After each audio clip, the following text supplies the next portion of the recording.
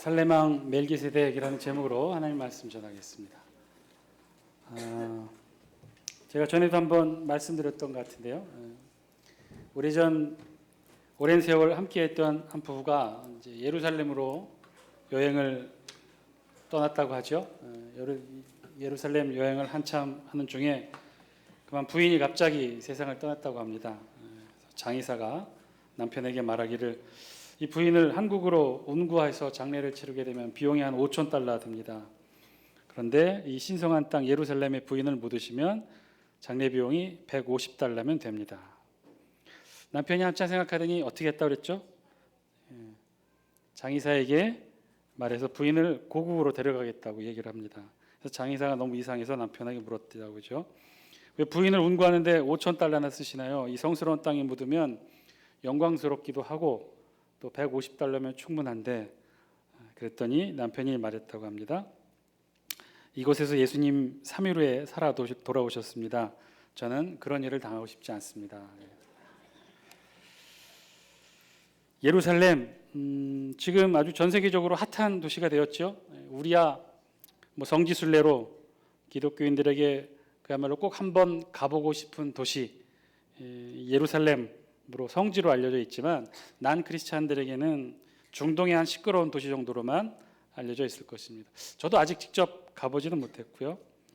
유럽과 같은 미국에 있는 전통적인 크리스천 기독교인들의 일생의 로망 중에 하나는 가족과 함께, 특별히 어린 자녀들과 함께 성지순례하는 것이 그들의 로망이라고도 한답니다. 근데 어쨌든 지금 현재 여러분 이스라엘의 공식 수도는 어디가인가요? 이스라엘이라는 나라의 공식 수도는 어딘가요? 지금이야 예루살렘으로 선포를 했지만 그 전까지는 어디였습니까? 텔아비브가 이스라엘의 공식적인 수도였습니다. 그런데 처음부터 이스라엘은요, 이 자신들의 수도를 텔아비브로 정하려고 하지는 않았어요. 원래부터 이스라엘은요, 예루살렘을 수도로 준비하고 있었답니다. 2차 세계대전이 끝날 무렵 1948년 5월 달에 이스라엘이 독립을 선언하게 되는데요. 이때는요, 이 예루살렘이 독립을 선언했던 그 땅에는 이 예루살렘이라는 도시가 포함이 되지 않았어요. 그러니까 처음 이스라엘이 독립할 당시 이스라엘 땅에는 예루살렘 도시가 포함이 안 돼 있었죠. 언제 포함되게 되냐? 그 이후로 끊임없는 주변 나라들과 중동 1차 전쟁, 2차 전쟁, 3차 전쟁을 통해 조금씩 예루살렘 도시를 되찾게 됩니다. 특별히 1차 중동 전쟁 직후 예루살렘을 반쯤 차지하게 되죠. 이스라엘이 서예루살렘을 차지하고 동예루살렘은 요르단이 계속 점령하고 있었는데, 이때 서예루살렘을 차지한 이스라엘이 그해 1949년 12월 바로 예루살렘을 이스라엘의 수도라고 선포를 합니다. 근데 사실 이 선포는 상징적인 선포에 불과했고요. 왜냐하면 아직 예루살렘을 이스라엘이 완전히 장악하지 못했기 때문에. 실제로 서예루살렘만 장악했지만 실제로 모든 성지가 집결되어 있는 곳, 중요한 곳, 구시티라고 하는 예루살렘의 중요한 도시는 동예루살렘에 다 몰려 있었죠. 그래서 이 당시까지만 해도 이스라엘은요, 대부분 입법, 사법, 행정의 중요한 기구들은 다 텔아비브에 있었어요. 예루살렘은 그냥 상징적으로만 수도라고 천명을 했었죠. 그러나 3차 중동 전쟁 이후 1967년 이스라엘은 동예루살렘마저도 점령하게 되죠. 그래서 이후 1980년 7월에 다시 한번 이스라엘은 전 세계를 향해 예루살렘이 이스라엘의 수도임을 입법 선언합니다. 지금 우리로 말하면 헌법과 같은 그 헌법 조항에 이스라엘의 수도는 예루살렘이다라고 선언을 해버린 거죠. 근데 이 파장은 엄청나게 전 세계적으로 일으켜져서 그해 유엔 안전보장이사회가 이스라엘의 예루살렘 입법 선언이 국제법 위반임을 결의를 하게 되죠. 그래서 그날 이후로부터 지금까지 전 세계적으로 국제적으로는 이스라엘은 예루살렘을 수도라고는 천명했지만 국제적으로는 인정하지 않았고 국제적으로는 이스라엘의 수도는 텔아비브라고 그렇게 정해져 있습니다. 자, 여기 이스라엘 문제는요, 이 정치적인 문제만이 아니라 아주 복잡하게 얽혀 있는데 종교적인 분쟁하고도 같이 얽혀 있어요. 사진 한번 보여주실래요? 이게 이스라엘 사진. 이스라엘 하면 전통적으로 이 사진을 찍습니다. 사진 기자들도 그렇고요. 이 사진을 찍어요. 예루살렘이라는 도시가 그렇게 넓지가 않다고 해요.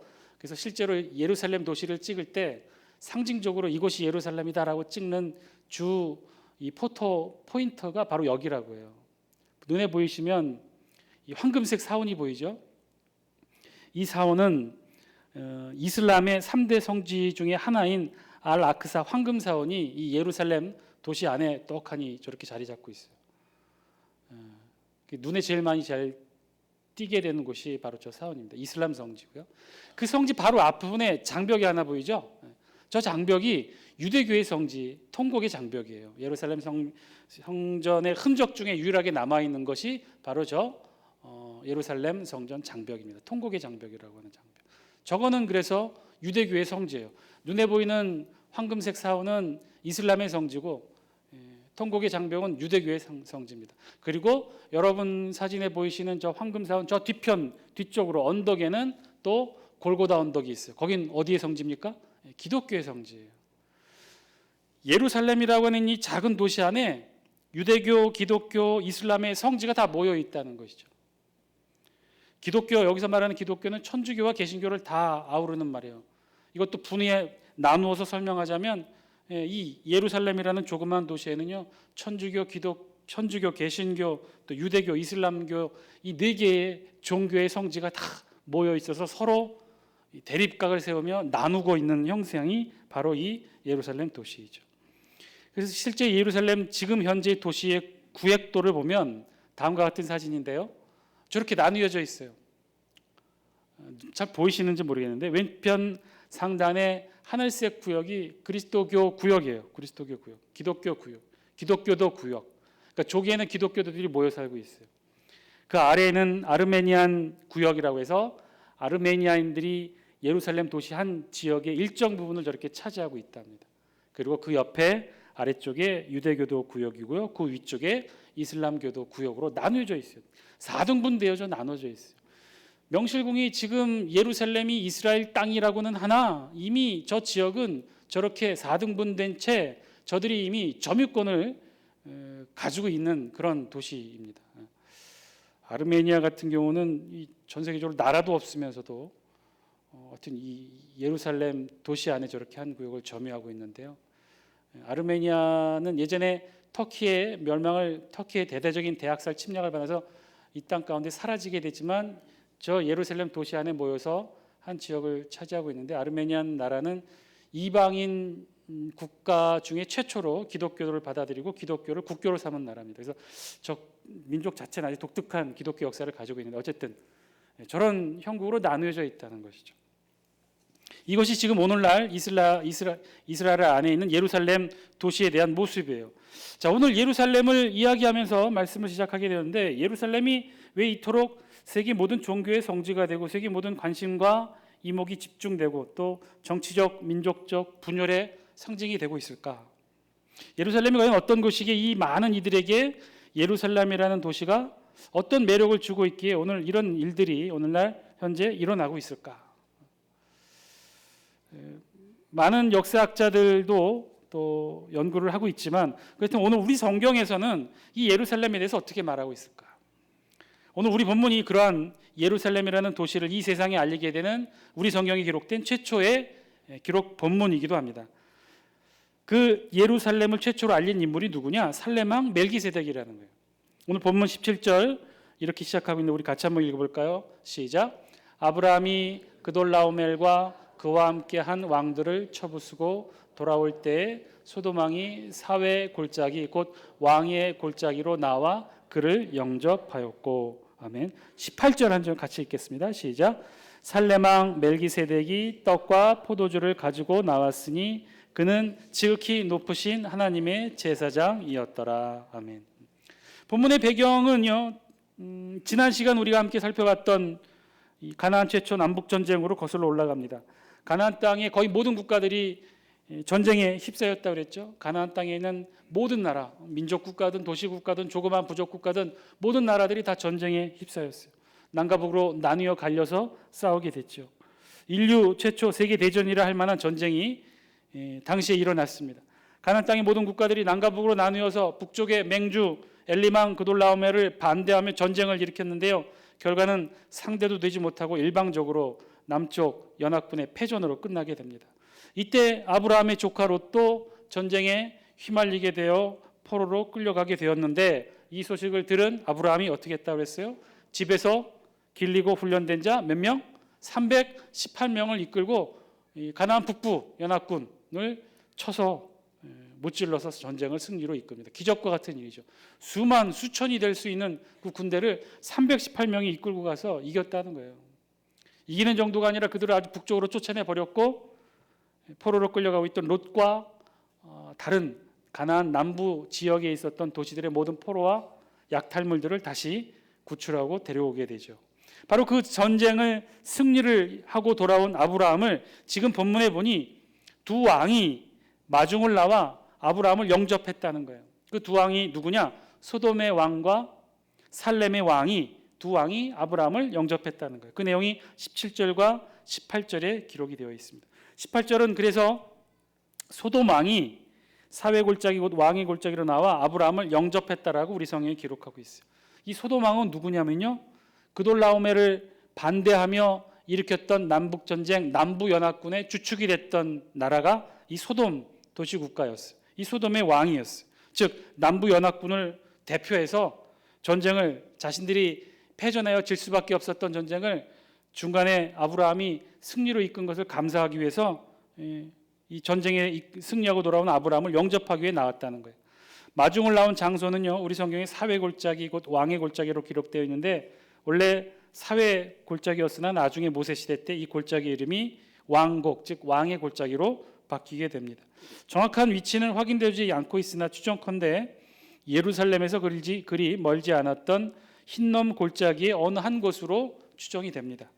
아마 왕의 골짜기라고 불려진 이유도 주위 경관이 매우 아름다웠을 것으로 여겨지는데 이곳까지 소돔왕이 왕의 골짜기까지 나와서 승전하고 돌아오는 아브라함을 영접했다는 거예요. 자, 영접이라는 뜻은요, 어떤 뜻이냐면요, 누군가를 자기 편으로 인정하여 맞이하거나 주인이 뛰어나가 손님을 반갑게 접대하는 것을 의미해요. 지금 이들이 그랬다는 거예요. 소돔왕과 또 살렘왕이 아브라함을 영접했다는 거예요. 주인이 뛰어나가 손님을 반갑게 맞이하는 것처럼 그렇게 나가서 아브라함을 영접했다는 거예요. 자, 아까도 말씀드렸다시피 이 소돔왕은 누구였냐면요, 남부 연합군을 이끌었던 이 도시 국가의 왕이었어요. 그 당시 잘 나가는 도시 소돔의 왕이었어요. 북부에 반대하는 가나안 남부 연합군을 실질적으로 이끌었던 남부 연합의 수장이었어요. 그런데 그에 비해 이 아브라함은 어떤 사람입니까? 이 당시만 해도요, 명함도 없었어요. 일개 부족의 족장에 불과했어요. 그런데 일개 부족의 족장인 이 아브라함이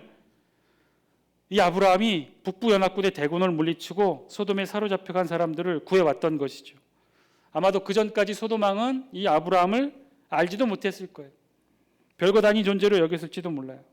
그런데 이번 전쟁으로 소돔 왕은 아브라함을 달리 보게 되었던 것이고, 그래서 승리를 이끌고 오는 아브라함을 사회 골짜기, 왕의 골짜기까지 달려가서 영접했던 것이죠.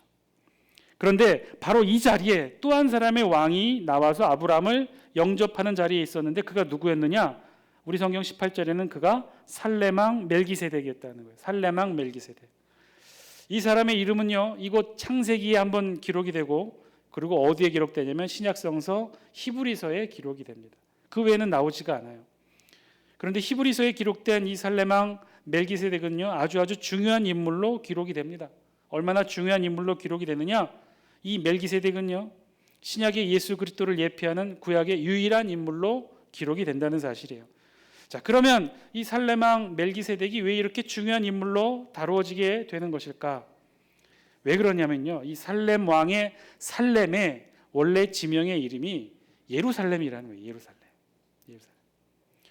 살렘왕 멜기세덱은 그러면 어디의 왕이었다는 거예요? 예루살렘 도시, 옛 예루살렘 도시의 왕이었다는 거예요. 따라서 멜기세덱은 당시 옛 예루살렘을 다스리던 통치자였어요. 그리고 살렘이라는 이름의 뜻은요, 평화고요. 멜기세덱의 이름의 뜻은 의의 왕이라는 뜻입니다. 의의 왕. 그러니까 살렘왕 멜기세덱은요, 그 이름과 지명의 뜻만으로도 이미 평화의 왕, 의의 왕이라는 뜻의 이름을 가지고 있어요. 18절 살레망 멜기세덱이 떡과 포도주를 가지고 나왔으니 그는 지극히 높으신 하나님의 제사장이었더라. 그도 소돔왕과 함께 승전한 아브라함을 영접하기 위해 나왔어요. 그런데 소돔왕과는 달리 살레망 멜기세덱의 두 손에는 떡과 포도주가 들려 있었어요. 떡과 포도주는 왕의 음식으로 귀한 사람에게 대접하는 최고의 음식이었습니다. 그리고 그를 설명하는 문장도 예사롭지 않아요. 그를 누구라고 설명하고 있어요? 그는 지극히 높으신 하나님의 제사장이었더라. 제사장. 우리 성경에 많이 등장하는 단어 제사장이라는 단어가요, 여기에서 하여튼 처음으로 등장하게 돼요. 누구를 지칭하면서? 멜기세덱을 지칭하면서 처음으로 등장한다는 거예요. 원래 제사장이 처음으로 기록된 건 누구를 통해서 기록됩니까? 출애굽기 이후 모세의 형 아론과 그의 아들들을 제사장으로 세우면서 최초로 제사장 이름이 언급되어야 하나? 그렇지가 않아요. 최초로 제사장 이름이 언급된 것은 창세기에 바로 14장 멜기세덱을 통해서 언급이 된다는 거예요. 이 제사장 멜기세덱이 하나님의 제사장이었다고 우리 성경에 기록해요. 이후 공식적으로 우리 성경은요, 멜기세덱이 하나님의 제사장이라고 기록합니다. 그런데 이 신약 성서 히브리서에서는요, 이 멜기세덱을 언급하면서 예수 그리스도를 대제사장으로 빗대어 설명하는 부분에 이렇게 기록하고 있어요. 멜기세덱은 이방인이면서 아론의 후손도 아님에도 불구하고 멜기세덱은 당시 하나님의 제사장이었다는 것이죠. 그것도 예루살렘 도시를 다스리는 왕이면서 하나님의 제사장의 직무를 담당했다는 거예요. 그것도 이름도 의의 왕, 평화의 왕이라는 거예요. 아론의 혈통도 아니면서 시작과 끝이 없는 제사장으로서의 멜기세덱, 그는 그래서 결국 신약의 예수 그리스도를 예표하게 된다는 거예요. 예수 그리스도도 그랬다는 거죠. 예수 그리스도가 어느 지파의 사람이었습니까? 레위 지파 사람이었습니까? 유다 지파 사람이었습니까?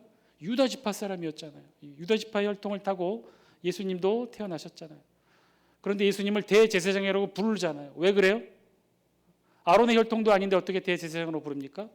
오늘 이 본문에 나오는 멜기세덱을 그 영적 혈통으로 이어받았다라고 생각을 해서 히브리서가 그렇게 기록한다는 거예요. 그래서 이 예수 그리스도는 이 멜기세덱은 그래서 이 신약이 예수 그리스도를 예표하게 되는 중요한 인물로 우리 성경에 기록합니다. 자, 그리고 19절에 보니까 이렇게 기록되어 있어요. 같이 한번 읽겠습니다. 시작. 그가 아브라함에게 축복하여 이르되 천지의 주제이시오 지극히 높으신 하나님이여 아브라함에게 복을 주옵소서. 아멘. 살레망 멜기세덱은요, 아브라함을 하나님의 이름으로 그리고 축복합니다. 떡과 포도주를 가져와 아브라함을 영접하고 그리고 하나님의 이름으로 아브라함을 축복하죠. 아브라함은 어떻게 했느냐?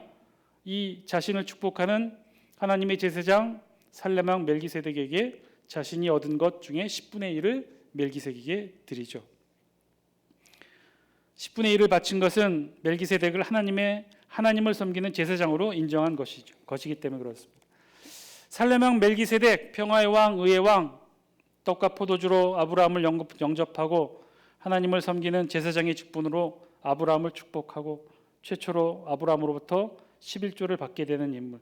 이후 신약시대 대제사장이신 예수 그리스도를 예표하는 구약의 유일한 인물이 되는 바로 이 사람 살레망 멜기세덱. 그런데 질문이 생기죠. 어떻게 이토록 유명한 살레망 멜기세덱이 하나님을 알게 되었을까? 이 예루살렘이라는 땅은 그 전까지 가나안의 한 복판에 있었던 그런 작은 도시 국가였어요. 그 어디에도 하나님을 알 만한 조건이 못 됐죠. 주변은 다 우상 숭배의 땅이었고요. 다 이방의 신들이 다스리는 그런 지역이었어요. 그런데도 불구하고 어떻게 이 살레망 멜기세덱은 순수한 하나님 여호와 하나님 신앙을 가지고 지키게 되었고 그것에서 그친 것이 아니라 제사장이 되고 왕이 되어서 예루살렘을 하나님의 제사장으로 말씀으로 통치하는 왕이 되었을까? 당시 고대 사회에 자연스럽게 편만했던 우상 숭배 이단 세계에서 이 살레망 멜기세덱은 어떻게 하나님을 알게 되었을까? 그리고 그 순수한 신앙 덕분에 살레망 멜기세덱은 믿음의 조상 아브라함을 하나님의 이름으로 축복할 수 있게 되었고 또 최초로 하나님의 제사장으로 아브라함으로부터 11조를 받게 되는 그런 영광도 얻게 되죠. 그런데 불행히도 우리 성경에 그에 관한 자세한 기록은 없어요. 자세히는 알 수 없으나 추정컨대 이 살레망 멜기세덱은 정말 어려운 환경과 여건 속에서도 신앙을 지켜온 것만은 확실히 우리가 성경을 통해 알 수 있습니다. 주위를 둘러보면요, 모두가 다 우상 숭배의 땅이었어요. 이방신들의 종교가 널려 있는 그런 곳이었어요. 당시 가나안 고대 중동 사회는요, 모든 생활 자체가 우상과 연결되어 있는 그런 땅이었습니다. 근데 그런 땅 한가운데서 그 속에서 살레망 멜기세덱은요, 신앙을 지켰고 간직했고 그것에 멈춘 것이 아니라 스스로를 하나님을 섬기는 제사장의 직분으로 살아왔다는 거예요. 살레망 멜기세덱이 하나님의 제사장으로 예루살렘을 통치하는 그런 왕으로, 그래서 지금은 아브라함 앞에 선 그런 모습으로, 그래서 하나님의 이름으로 아브라함을 축복하는 그런 인물이 되었다는 것이죠. 우리 성경 말고 유대의 전설에 의하면요, 살레망 멜기세덱에 대한 기록이 유대 전설 가운데 나오는데요, 그 전설에 보면 이렇게 기록되어 있습니다. 살레망 멜기세덱은 예루살렘의 왕이었으나 나중에 부하의 배신으로 가족 모두를 잃고 예루살렘에서 쫓겨나게 된답니다. 그러나 멜기세덱이 워낙 인품이 좋았고 나라를 잘 다스렸기 때문에 그를 따르는 많은 이들이 목숨을 걸고 멜기세덱 편에 서서 예루살렘을 향해 수복 전쟁을 일으키려고 모였다고 하죠. 그런데 멜기세덱은 그때 어떻게 했느냐? 자신을 따르는 많은 군사들을 예루살렘 도성으로 돌려보냈다고 합니다. 이유는 이렇게 전쟁을 하면 결국 예루살렘 사람들끼리 싸워서 다 죽게 되니 그 수많은 생명이 또 전쟁을 통해 죽게 될 것이 안타까워서 진정한 예루살렘의 왕으로서 그럴 수 없다. 그래서 자신을 따르는 많은 사람들, 칼을 뽑았던 많은 사람들을 다시 예루살렘 도성 안으로 돌려보냅니다. 그리고 자신은 스스로 방랑자를 자처하며 여러 곳을 떠돌아다니다가 그러나 또 예루살렘을 잊지 못해서 해마다 자신이 왕위를 빼앗기고 가족 모두가 죽었던 바로 그날 예루살렘 성벽을 또 찾아봐 성벽 밑에서 큰 소리로 예루살렘 도성에 있는 사람들을 외치곤 했다고 합니다. 뭐라고 외쳤느냐? 예루살렘아, 예루살렘아, 여기 너희의 왕이 돌아왔다. 너희의 왕이 돌아왔다. 그러면 그 성 안에 있는 사람들은 어떻게 했느냐? 새로운 왕의 독재에 놀려 꼼짝도 못하고, 그래서 그 눈치를 보며 성 아래 자신들의 진짜 왕 멜기세덱을 향해 어쩔 수 없이 돌을 던졌다는 거예요. 그러면 돌을 맞고 그날 돌아가서 또 1년 내내 방황하다가 또 그날이 되면 또 예루살렘 도성에 와서 또 똑같이 예루살렘아, 예루살렘아, 너희의 왕이 돌아왔다, 너희의 왕이 돌아왔다라고 또 외치고 또 돌에 맞고 또 돌아가고, 이러하기를 수십 년, 10여 년 넘게 해오다가 어느 날 전쟁에서 318명으로 가나안 북부 연합군을 이기고 돌아온 아브라함 소식을 듣게 되고는 그를 만나 마중 나가서 축복하게 되었다는 거예요. 이야기는 이렇게 시작됩니다. 그래서 우리 성경의 이야기하고 이렇게 매치가 되죠. 아브라함과 멜기세덱은 그래서 밤새 이야기를 나누게 되었대요. 멜기세덱의 이야기를 다 듣고는 아브라함이 질문합니다. 아니 왜 그렇게 살아갑니까? 화가 나지 않습니까? 지금이라도 당장 군대를 모아 예루살렘으로 왜 쳐들어가지 않습니까? 이때 멜기세덱이 웃으며 이렇게 말했답니다. 나는 마치 병아리를 잃어버린 암탉 같은 기분을 떨쳐버릴 수가 없어요. 암탉이 날개 아래로 자신의 병아리들을 모으고 싶은 마음, 나 역시 그 마음으로 나의 백성들을 부르러 해마다 그날이면 예루살렘 성 밑으로 가게 된답니다. 이 아브라함이 멜기세덱에게 말하죠. 나는 4명의 왕을 정복했지만 당신은 나보다 더 훌륭한 분입니다. 당신은 당신 자신을 정복한 왕입니다. 당신이야말로 진정한 정의 왕, 평화의 왕입니다. 이렇게 말하면서 아브라함은 멜기세덱의 자신의 전리품 가운데 10분의 1을 멜기세덱에게 바쳤다고 하죠. 그래서 이 이야기는 이렇게 결말로 끝이 납니다. 그리고 그 이야기의 마지막 끝에는 이렇게 덧붙여 있어요.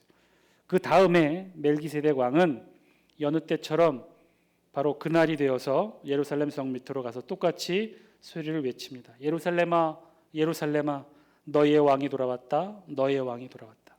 그러자 이번에는 돌이 아니라 성곽 위에서 날카로운 창이 날라와 멜기세덱이 옆구리에 정확하게 꽂히게 되었고, 그래서 멜기세덱은 그날 숨을 거두고 그의 심장에서는 물과 피가 흘러나왔다는 것으로 이 이야기는 끝을 맺게 됩니다. 이것은 지금도 유대의 전설로 내려오는 살레망 멜기세덱에 대한 이야기입니다. 사랑하는 장숙회 성도 여러분, 오늘 말씀을 통해 신약의 예수 그리스도의 예표가 되었던 살레망 멜기세덱에 대한 말씀을 듣습니다. 멜기세덱이 누구였는지 어떤 삶을 살았는지 자세히는 알 수 없으나 그가 어떻게 어떤 모습과 성품으로 하나님을 섬기는 제사장의 삶을 살았는지는 말씀을 통해 우리가 살펴볼 수 있게 됩니다. 오늘 이 시대를 살아가는 저와 여러분의 마음에 이 살레망 멜기세덱의 순수함이 우리 신앙의 성품에도 배어나기를 주님의 이름으로 간절히 축원드립니다. 거칠고 험한 이 세상 하나님을 섬기며 신앙을 지킨다는 것, 저와 여러분들에게도 쉽지 않은 일임은 틀림없습니다. 우리 그렇게 되죠. 환경이 거칠면 우리도 거칠게 변합니다. 주변이 거칠면 우리도 험악하게 변하게 되죠. 오늘 말씀처럼 살레망 멜기세덱처럼 순수하게 끝까지 우리의 신앙을 지키고 신앙의 순수함을 잃지 않는 저와 여러분이 되시기를, 오늘 말씀을 통해 깨닫는 저와 여러분이 되기를 주의 이름으로 간절히 축원드립니다. 이 세상 아무리 힘들고 거칠어도 우리 신앙만큼은 순수하게 아름답게 지켜나가는 여러분이 되길 바랍니다. 오늘 이 기도 제목을 놓고 우리 함께 기도하길 원하는데요. 우리 이 시간 함께 기도하길 원합니다. 하나님, 우리의 신앙 이 시간 돌아보게 하여 주옵소서. 우리는 지금 어떤 모습으로 신앙생활하고 있습니까? 우리에게도 세상이 힘들죠. 사람들이 거칠고 험악하고 주변이 그러하니까 나도 그렇게 변해가지는 않는지, 나도 그렇게 거칠고 투박하고 험악한 신학의 성품으로 변해가고 있지 않는지, 오늘 이 시간 이 기도 제목 놓고 함께 기도하기를 원합니다. 온유하고 순수한 신앙으로 말씀대로 살아가는 저희들 되게 하여 주옵소서. 주변의 소음과 거친 변화에도 흔들리지 않고 우리의 신앙을 지켜내는 우리가 되게 하여 주옵소서. 특별히 오늘 말씀을 통해 우리 자신의 모습을 한번 비춰볼 수 있게 되길 바랍니다. 나는, 우리의 신앙은 거칠어지지 않았는지, 얼마나 깨끗하게 지금 잘 지켜내고 있는지, 순수함은 간직하고 있는지, 처음 예수 그리스도를 고백했던 우리의 순수함이 지금 남아 있는지, 다 함께 통성으로 이 기도 제목과 함께 기도하겠습니다.